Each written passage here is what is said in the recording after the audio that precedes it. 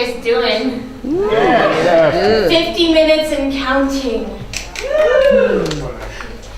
I have a secret, something you don't know about me. 17 years ago, I gave up music.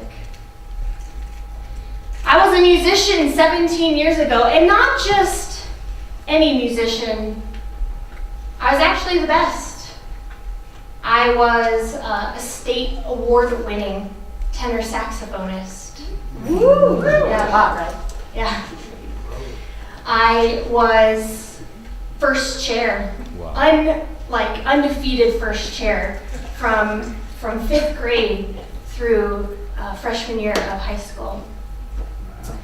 And I remember this distinct time in my life when I came into music. I started on piano, and I got really good really fast.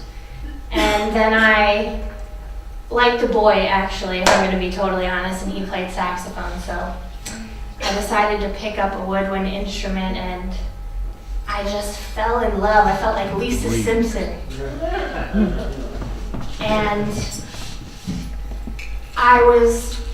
my parents were so thrilled at the talent and the art that I had found that they paid really good money for me to have the best lessons with the best teachers and the best opportunities. I was a really lucky kid. And I remember one thing about myself, the reason I got so good so fast is because I love to practice. And that's what I did. I practiced my instrument and I practiced my craft. And I don't remember where the switch happened, but it happened somewhere. I think deep inside, I became resentful and a little freaked out about the potential that I had set for myself. Because here I was living up to something that then everyone else expected me to live up to, and I think mostly I was resentful that God expected me to live up to it too, because it was clear that this was my purpose because I had a talent. And so I didn't want to practice anymore. And I fell out of love with it. And I say that I quit music, and that's something that's like blasphemy to someone like Mark Emerson. But for me, I just didn't want to do it anymore. If you ask my parents, they tell you their greatest regret in their life is letting me quit music, but we all know we can't make our kids do anything, right? Right. We'll just do the opposite anyway, because F you guys. And so I quit music, and I don't remember where the break happened in my life, but there was a literal break. I was on my way to auditioning for the #1 high school jazz band in the state of Ohio. And I remember being like, I don't know if I can do this, but I was working really hard. And I was also I'm also a great ball player.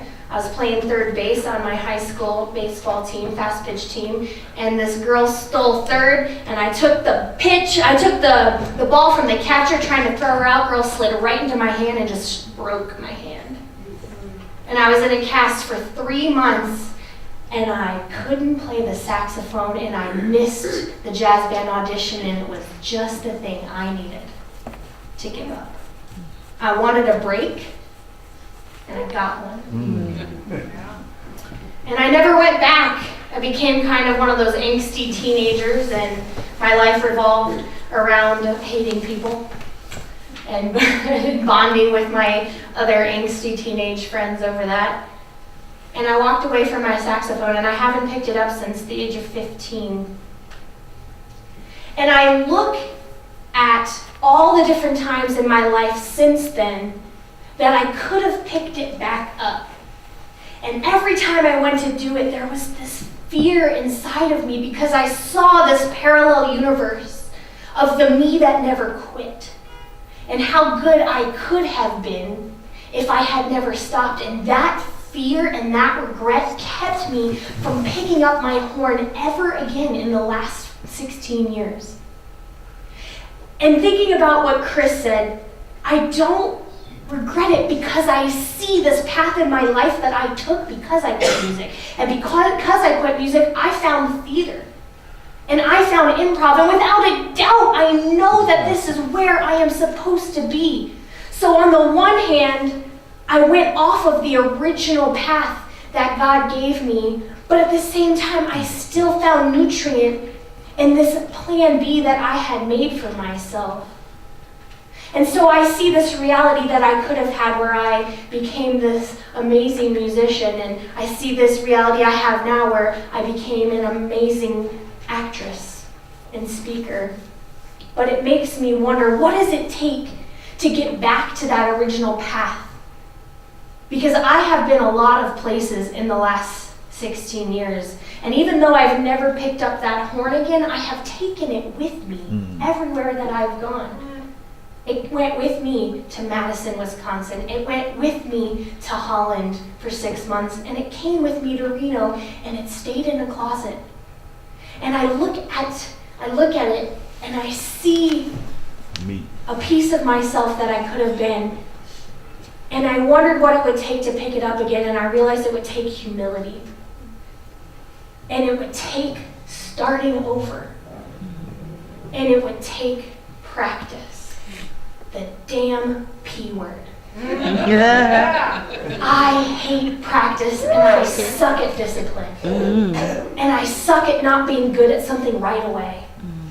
And so for me to pick up that horn again, I had to say, I guess I'm just going to start over. Pretend like I know nothing and start from the beginning. And thank you, Chris, for that sermon, because I feel really good about that choice now. Woo! Yeah. And what's interesting to me, and it's so beautiful,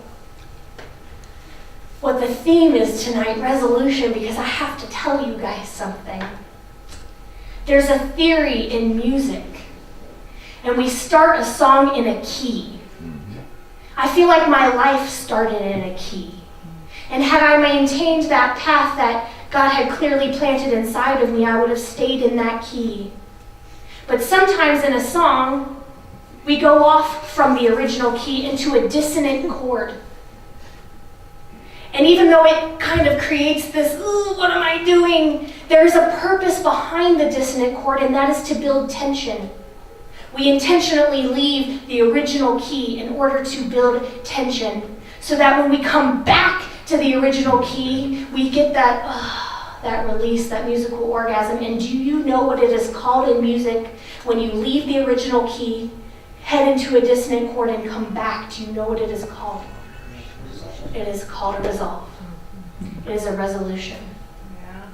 And so tonight, before your very eyes, I humble myself.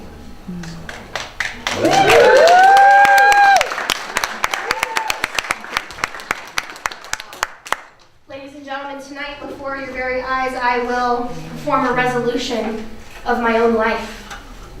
The last 16 years of my life, in fact, will be resolved now.